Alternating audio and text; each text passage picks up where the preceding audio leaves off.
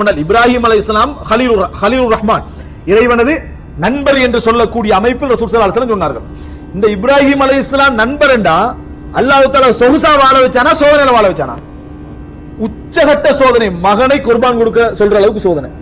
மனசு அதை திருப்தி அடைகிறது என்றால், அதை செய்யற அளவுக்கு ஒரு கிட்ட போறார் என்று சொன்னால், குடும்பத்தை கொண்டு போய் வெட்ட வெளியில வச்சுட்டு அவர் போறார் என்று சொன்னால், அதுக்கெல்லாம் எவ்வளவு பெரிய ஒரு ரிலா இருக்கணும், சபர் போதாது, எவ்வளவு பெரிய ஒரு திருப்தி இருக்கணும். அதை திருப்தி எல்லாம் பார்க்கிறான். எந்த சோதனையை கொடுத்தாலும் பொறுத்துக் கொள்றாரு, திருப்தி அடைகிறார், பொறுத்துக் கொள்றாரு, திருப்தி அடைகிறார், அதை விரும்புகிறார். அதை பார்க்கிற நேரத்தில் என்ன அல்லாஹ் ரப்புல் ஆலமீன் மிகவும் நெருக்கமான ஒரு மனிதனாக அவர் என்ன செய்றார், மாட்டிக்கொள்றார். இந்த இடத்துக்கு வர முடியாமல் இல்லை.